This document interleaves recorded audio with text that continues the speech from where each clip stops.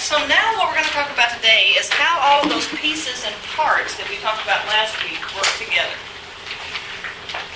All right, so this is our diagram of a what? From here to here is a sarcomere. Okay. All right. So this is a relaxed sarcomere. Contract, relax, contract. So that's essentially what happens. This is called the sliding filament theory of muscle cell contraction. So during contraction, the H zone, this is relaxed, this is contracted. What happens to the H zone? It shrinks. Yeah, it shrinks and eventually, I guess, could disappear. Okay, it gets shorter. The H zone gets shorter. The I band, yeah, gets shorter. Okay. The zones of overlap, yeah, increase. There's more overlap between the thick and the thin filaments. The Z lines,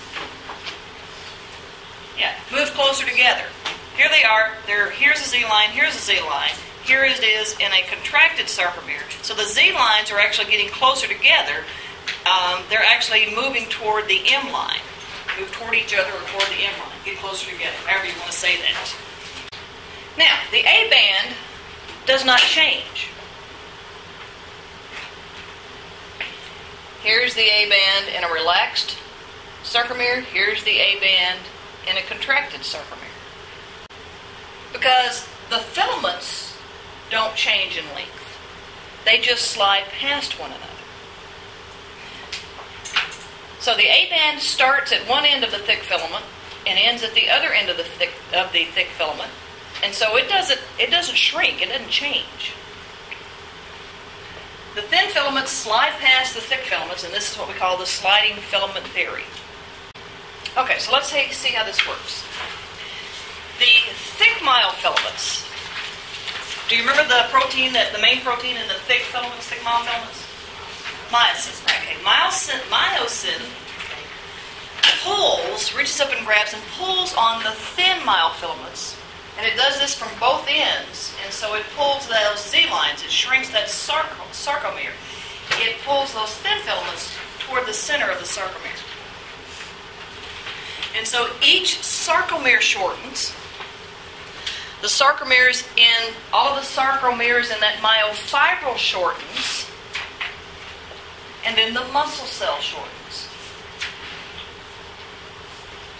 If you get enough muscle cells shortening, the fascicles shorten and the muscle shortens. Now, if you only have one muscle cell, let's say you have a muscle and it's got 1,000 muscle cells. If only one muscle cell tries to shorten, that whole muscle is not going to shorten, right? But maybe you have a little muscle and there are only 10 muscle cells in that whole muscle. So one of those muscle cells could actually cause that muscle to shorten a little bit. Does that make sense? We'll talk about what are called motor units a little bit later and how they work together. All right, so here is my cheeky little animation of this. YouTube has some fancier ones, but I have control issues, so I made my own. All right, so let's see if we can figure this out. This must be which myofilament? Thick. And this, so that's the thin, right? Okay, the little green balls are... No. Actin, right? Yeah, I don't have the troponin on there yet, but it'll get there. All right, this would be the myosin head. Okay, this would be the myosin tail. Okay. All right, so this is literally what happens. The myosin head reaches up, attaches to the actin, and pulls. It lets go, reaches up, attaches to the actin, and pulls. And it does this over and over again. So you've got, per thick filament, you've got 300 of those myosin heads. And you might have, I don't know, thousands of thick and thin filaments in a muscle cell. And so each, even though each little movement is a microscopic movement, all of that together can create, eventually, contraction of the muscle. Now, muscles produce tension. They produce pulling forces. When you smile, the muscles pull on the skin. When you contract your muscles, if you contract your biceps, the forearm, these bones get pulled toward the humerus. The ulnar radius get pulled toward the humerus. Muscles do not push. Muscles only pull. A muscle relaxes passively, or the opposing muscle group contracts, and that stretches this muscle back out.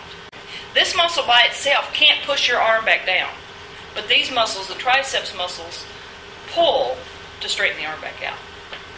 So muscles only generate tension, pulling force. They don't generate compression or pushing force.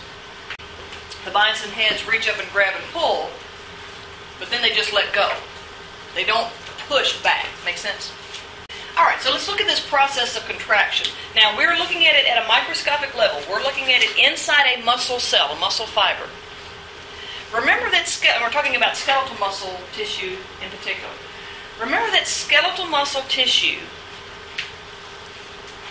cannot contract on its own. Cardiac muscle can. Some smooth muscle can. But skeletal muscle tissue can. So the first thing you have to have is a motor neuron. A little flashback to AMP1.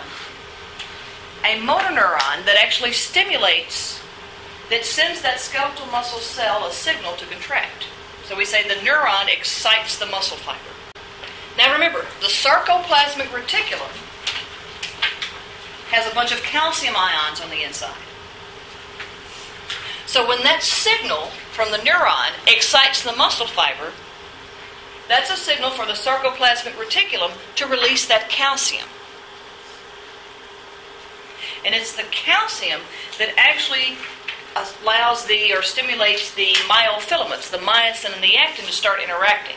That allows the myosin heads to reach up and grab the actin filaments. Now this also requires ATP, energy. The movement of those little myosin heads requires energy.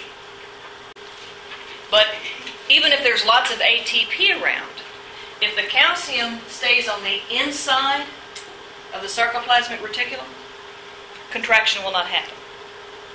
If everything is going along correctly, you have a signal from a neuron, the calcium is released from the sarcoplasmic reticulum, and there's plenty of ATP around, then the muscle fiber contracts. You start to get the myosin heads reaching up, contracting, pulling on the thin actin filaments, myofilaments. And of course, tension is produced. All right? So what we're going to do now is we're going to talk about what exactly is happening. This is the big picture. We're going to talk about what exactly is happening at each one of these steps. All right, let's talk about step A, part A. The neuron excites the muscle fiber. What's going on here? In lab last week, we talked about something called the neuromuscular junction. Now, remember in AMP1, we talked about one neuron communicating with another neuron, and we said that point of communication was called a synapse. You had the presynaptic neuron and the postsynaptic neuron. Just vaguely sounding familiar. So, you have exactly the same thing at the neuromuscular junction. The neuromuscular junction is a synapse. You still have a presynaptic neuron. The only difference is this postsynaptic cell is not a neuron, it's a muscle cell. But the process is exactly the same. So, this little spot where the motor neuron communicates with the muscle cell is a synapse. It's a particular type of synapse called a neuromuscular junction. Now, there are two parts to this. The first part is what we call the synaptic terminal, or the very end of the neuron. The second part is the actual part of the sarcolemma. Now, what is the sarcolemma? It's just the what? Yeah, it's just the cell membrane of the muscle cell, right? The second part is the particular area on the sarcolemma called the motor end plate. The whole sarcolemma is not like this particular section. This particular section of the sarcolemma, of the cell membrane, is called the motor end plate. So you've got the synaptic terminal of the motor neuron and the motor end plate of the muscle fiber. And so if you're looking at this funny little diagram, this is inside the muscle cell here. That would be the synaptic terminal. That's that little thing up there. And then this funny looking area of the sarcolemma is the motor end plate. Now this brings up a point.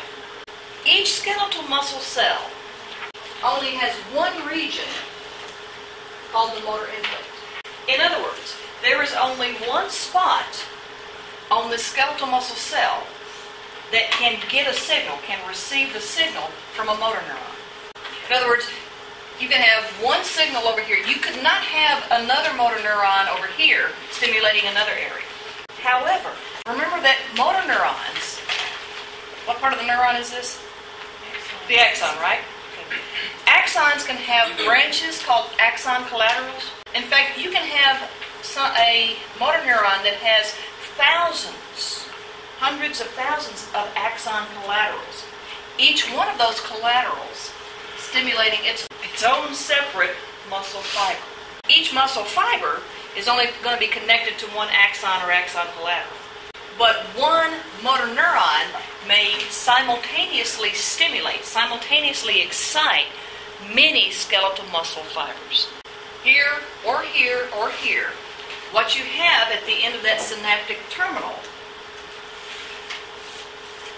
are vesicles. You have little membranous sacs, little vesicles inside that contain a particular type of neurotransmitter called acetylcholine. The only neurotransmitter that communicates with skeletal muscle cells is acetylcholine. So acetylcholine is the neurotransmitter that's used at every neuromuscular junction with skeletal muscle cells. Now, there are lots of other kinds of neurotransmitters, but the kind that's used for skeletal muscles is acetylcholine. And the reason that the skeletal muscle cell will only respond to that is because that area of the sarcolemma, the motor end plate, has receptors for acetylcholine. That's why that area is called the motor end plate, because that's where the receptors are. There aren't any acetylcholine receptors on the rest of the sarcolemma, just in that little area called the motor end plate. Now, sitting on the surface of this is also an enzyme. And there are actually some of these enzymes sitting out here as well. That is called acetylcholinesterase. That is an enzyme that breaks down acetylcholine. So, you've got the motor neuron that's going to release acetylcholine from the synaptic terminal, synaptic end bulb, synaptic knob. There's about 17 different ways to say this. You have receptors for the acetylcholine over here, and you also have enzymes that break down the acetylcholine. Okay, and then that space, of course I've made it much bigger than it actually is, but there's just a little bitty narrow gap between the end of the neuron and the motor end plate. These things do not physically touch. That's called the synaptic cleft. There's also little enzymes, acetylcholinesterase, hanging out in the synaptic cleft. Alright, so that's kind of the setup. Now let's see what's actually going on here. What's happening at this neuromuscular junction? The first thing that has to happen is the action potential starts here at the axon hillock, or at the initial segment of the axon. And so that action potential, that signal, is going to travel down to the end, to the synaptic terminal, or axon terminal. So for short, I call it the neuron action potential, because you're going to have this action potential that's going to generate an action potential in the muscle cell. So I call this the nap, and this the map. Once that action potential gets down to the end of this, acetylcholine is released. These vesicles are exocytosed. And little molecules of acetylcholine are released. The acetylcholine bebops across over here and binds to the acetylcholine receptors. When acetylcholine binds to the acetylcholine receptors, sodium channels open and sodium ions go into the cytoplasm of the muscle cell, the sarcoplasm. Every cell in your body has that good old sodium-potassium pump, remember that? And that pump pumps how many sodiums out?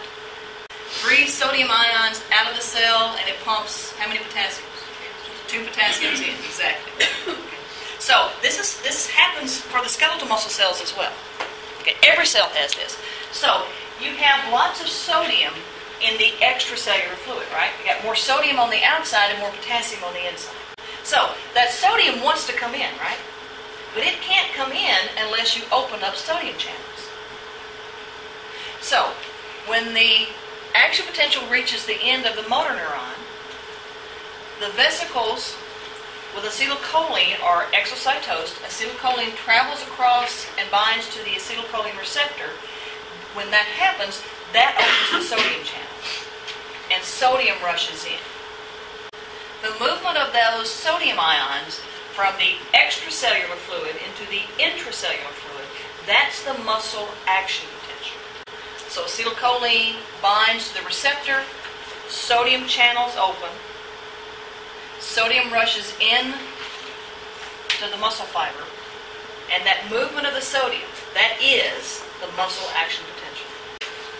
Once that sodium starts to rush into the cell, that's going to start right there at the motor end plate.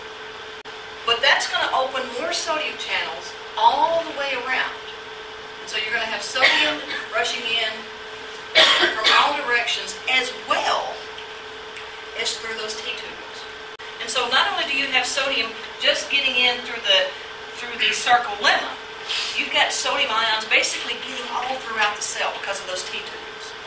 So even though you've got acetylcholine receptors just on that motor end plate, once that sodium comes in, you have other sodium channels that open. One way to think about this is that the sodium channels at the motor end plate are chemically gated because they open in response to a chemical called acetylcholine. But once you get those chemically gated sodium channels open, that changes the membrane potential.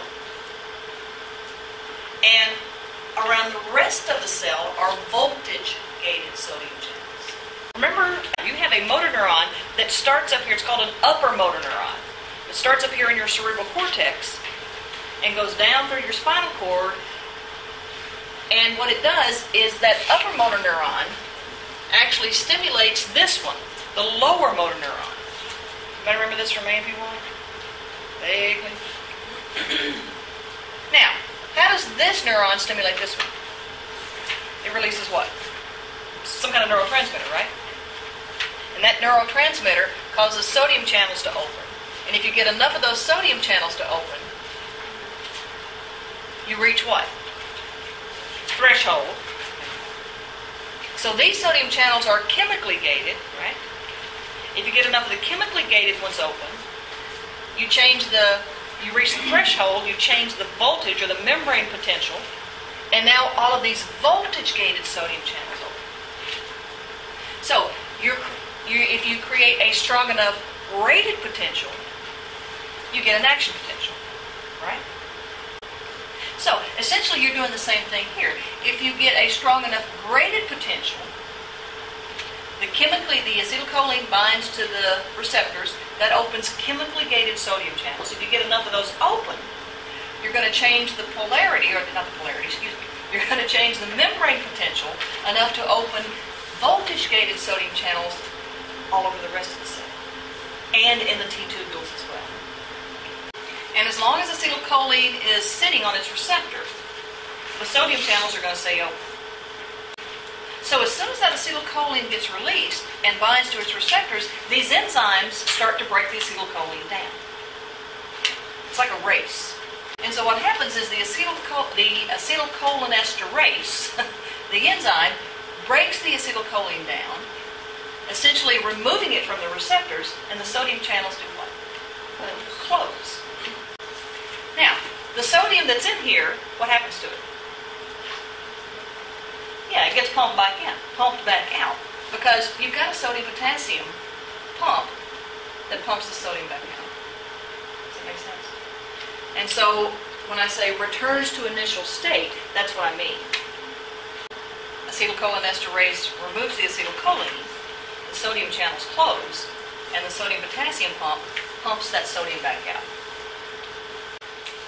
So all of this is what's happening at part A, when the neuron excites the muscle cell. This is how the neuron does that. Now, we still have no contraction yet, right? All we've done is generated a muscle action potential, movement of the sodium into the cell. All right, so that's just getting the fiber excited. We hadn't even gotten into contraction.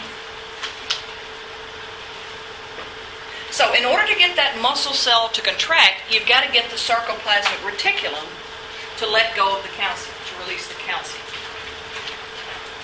So this connection between the excitation of the muscle fiber and the contraction of the muscle fiber is called the excitation-contraction coupling. So the generation of the MAP, the muscle action potential, that's just the sodium moving into the cell, right? Sodium doesn't cause the muscle cell to contract. But sodium causes the influx of sodium, the muscle action potential, stimulates voltage-regulated calcium channels in the sarcoplasmic reticulum to open. So here's a T-tubule. Right next to that T-tubule is a sarcoplasmic reticulum. Acetylcholine binds to receptors, sodium channels open, sodium ions begin to run from the extracellular fluid into the cytoplasm or the sarcoplasm. The movement of that sodium opens calcium channels that are here. Calcium channels in the sarcoplasmic reticulum. And then the calcium ions leave the inside of the sarcoplasmic reticulum and enter the sarcoplasm. Now notice, the calcium doesn't leave the cell. It just moves from one area of the cell to another area of the cell. See that? Sodium is outside of the cell. Sodium enters the cell. The sodium moving from the extracellular fluid into the intracellular fluid, the cytoplasm, the sarcoplasm, stimulates calcium in the sarcoplasmic reticulum. Basically stimulates these calcium channels to open. So the calcium leaves the sarcoplasmic reticulum and enters the sarcoplasm. It doesn't come out of the cell. It's still inside the cell. See the difference? Now, calcium binds to troponin. When calcium binds to troponin, troponin moves the tropomyosin off of the active sites. And now with those active sites exposed, remember the active sites are on the actin.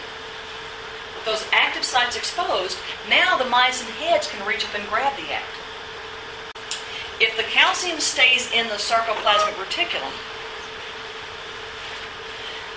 the tropomyosin stays, the tropomyosin stays over the active sites. The active sites stay covered by the tropomyosin. Here's another one of my cheeky little animations. Alright, so the green balls are what? Actin. The little blue circles, little washers. Active sites, yep. The red ribbon is not troponin, but the tropomyosin. And so the little Kermit the Frog heads are the troponin. The little green balls are actin. Okay. The little blue circles are the active sites that are on the actin, right? Okay. And the thing that this ribbon is covering those active sites, that ribbon is called tropomyosin, right? It's the tropomyosin that covers the active sites. And then these little sequins, or whatever you want to call them, these little Kermit the Frog heads, that's the troponin. And troponin contains the binding site for what? Calcium. And that's the little hot pink or fuchsia sunburst thingies. Alright, so in an unstimulated state, in other words, there's no signal coming from the motor neuron. The muscle cell's just hanging out, minding its own business. There's no sodium rushing in. The calcium, most of the calcium is still where? Yeah, in the SR, in the sarcoplasmic reticulum, right? So the amount of calcium that's actually in the sarcoplasm is low. No calcium bound to troponin. The tropomyosin is still covering the active sites. And so if a myosin head tries to reach up and grab, which it would never do, but if it did, it'd be like, whoop, can't attach. Here's my little myosin head trying to grab a hold of the active site, can't get to it. Make sense? Now, if a neuron action potential causes acetylcholine to be released. Acetylcholine binds to the receptors. Sodium channels open. Sodium rushes in. That's the muscle action potential. The movement of the sodium into the cell causes the sarcoplasmic reticulum to do what? Release the calcium. It opens those calcium channels. Calcium is released into the sarcoplasm. Calcium binds to troponin, and that causes the tropomyosin to move, and now the active sites are exposed, and now the myosin head can reach up and attach. So, we have the neuron has excited the muscle cell, we've gotten the sarcoplasmic reticulum to release the calcium, and now we can get the filaments, the myofilaments, to interact with each other. The myosin head can now attach to the actin. Okay, so once we have acetylcholine released, binds to its receptors, what opens? Yeah, sodium channels open. Sodium does what? Yeah, sodium goes into the cell, and that causes the calcium channels in the reticulum to open, and calcium leaves the sarcoplasmic reticulum and enters the cytosol or sarcoplasm or cytoplasm, any of that. Yeah, as long as you know it's still inside the cell. Okay. All right. The calcium binds to the troponin, and that causes the tropomyosin to move, which exposes the active sites, and now the myosin head can reach up and grab the actin. Okay, so the contraction cycle. We've excited the skeletal muscle cell. We now have the calcium release, and so now we can start getting contraction. So the calcium basically results in exposure of the active site. When the myosin head reaches up and grabs the actin, that's called a cross bridge. So the cross bridge is formed. Once that myosin head grabs a hold, then it actually pivots. It actually pulls on that actin myofilament, on that thin myofilament. So we say the myosin head pivots. Then the myosin head has to let go. So we have to have detachment of the cross bridge. And then you have to reactivate or re-energize the myosin head. So these 5 steps, this is called the contraction cycle, and these 5 steps can happen over and over and over again. Just like pulling on a rope. The rope would be the thin myofilament, the actin. So myosin head grabs, pivots, releases. At the same time that one's releasing, another one is grabbing and pulling. Does that make sense? And each time that myosin head grabs and pulls, it's got to let go, re-energize, and do it again. And of course that's going on one end of the sarcomere.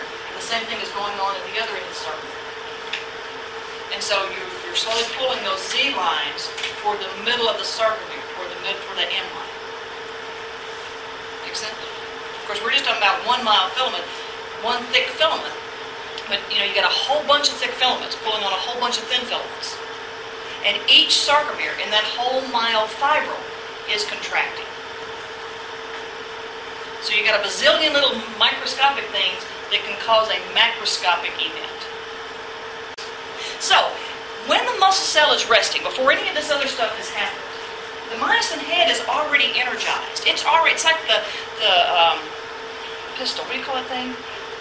Not the trigger, but the hammer. Thank you. Just went blank. Yeah, I can remember tropomyosin, but I can't remember hammer. So this is what happens to you after 20 years of teaching. The myosin head, the hammer's already caught. It's already energized. It has already used a molecule of ATP. We say the myosin head has what's called an ATP-ACE function. Now, ACE makes you think what? Enzyme, exactly. So an ATP-ACE is something that breaks down ATP. So all the myosin heads in a resting muscle cell, they're just waiting to be needed. They've gotten their little batteries installed. They've extracted the energy out of a molecule of ATP, and they are ready to go. They can't do anything until calcium is released. Even though they're energized, even though they're activated, they can't do anything because they can't grab a hold of the active site. It's covered up, right? But they're ready. All right, so once the active site gets exposed, y'all know how that works already. Active site gets exposed, then that myosin, it's energized, it's ready, it's cocked, it reaches up and grabs. It grabs a hold of those active sites. It's formed the cross bridge. Here's the myosin head. It's already broken down the ATP to ADP and P, right? ADP's got two P's, you put another P on it, you get ATP, right? You take the P off, you get ADP. Okay. So, once that cross bridge forms and that myosin head pivots, then it releases the ADP and the P. And those get recycled. They're going to be used to make more ATP. Is the P phosphate? Phosphate, that's right. The P is phosphate. Yeah, it's not just the atom phosphorus, it's actually the phosphate. Exactly. Thank you for reminding me of that. That cross bridge is still there, right? It's pivoted, but it is still attached to the actin. And in fact, that myosin is going to stay attached to the actin until a new ATP molecule binds to it. If that cell runs out of ATP, those myosin heads are stuck. They won't let go by themselves. A new molecule of ATP basically has to knock them loose. So, to get the cross bridge to detach, to get the myosin head off of the actin molecules, you need a new molecule of ATP. This is why your body stiffens up after you die. This is the reason for rigor mortis. Because when you die, your cells slowly stop making ATP. But when you die, calcium leaks out of the sarcoplasmic reticulum. Binds to troponin, tropomyosin moves, and the myosin heads were already energized, right? As soon as that tropomyosin moves, those myosin heads snap up. Now, they can contract for a little bit. There's a certain amount of ATP that's present in the cell. So they can do a few of those contraction cycles. So it takes, what, I don't know, 4 or 5, 2 or 3 hours? I don't know, somebody help me out.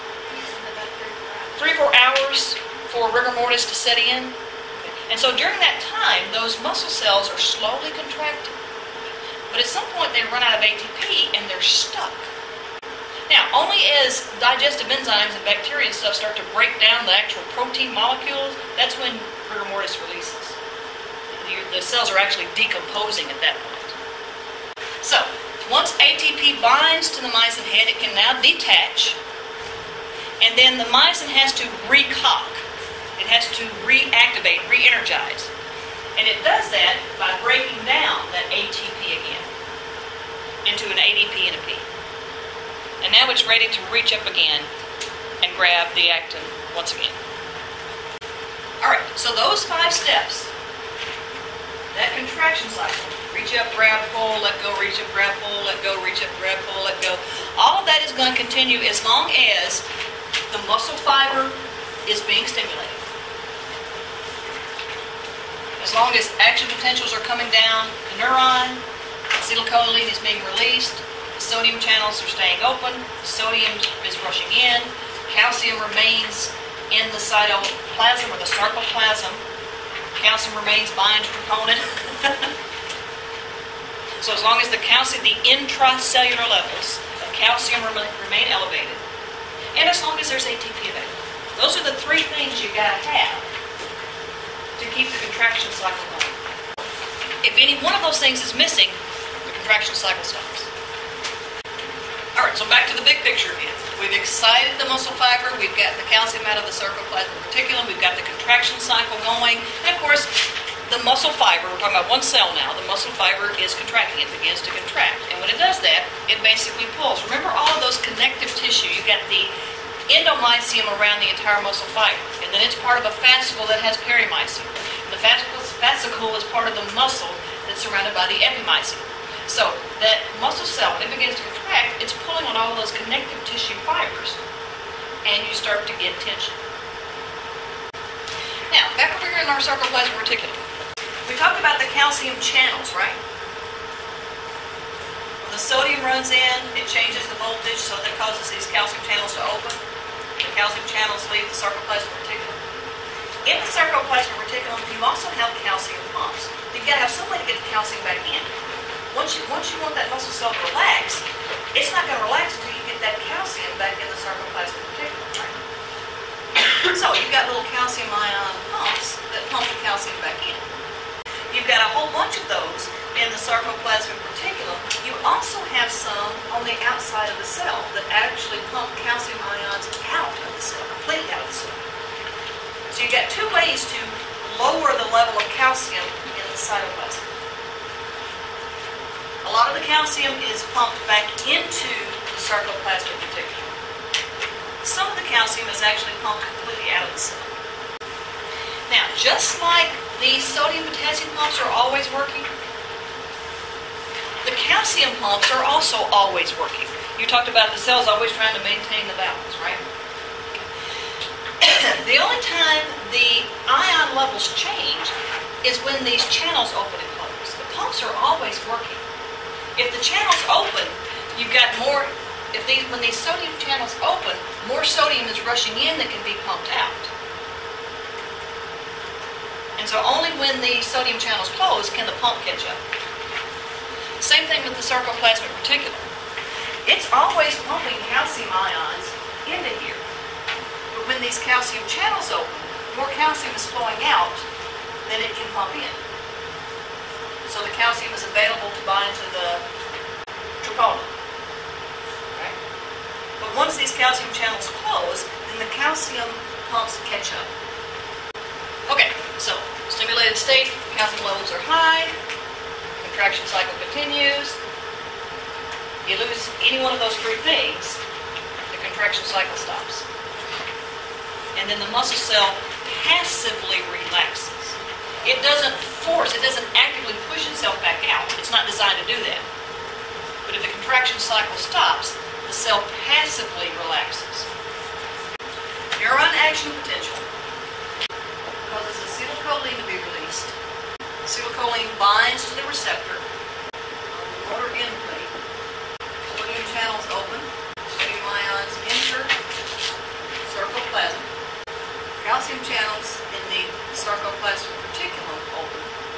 Calcium ions exit or leave the sarcoplasmic reticulum and enter the sarcoplasm. The calcium binds to what? Troponin. That causes what to move? That exposes the active sites. What grabs the actin sites? The myosin head. Power stroke happens. That's the myosin heads pivoting. Then the myosin heads have to bind what? ATP, right? So they can let go, right? This stuff is just going to keep repeating until acetylcholinesterase removes the acetylcholine. When that happens, sodium channels close. Sodium is pumped out, right? When that happens, the calcium channels close. Calcium gets pumped either into the sarcoplasmic reticulum or out of the cell.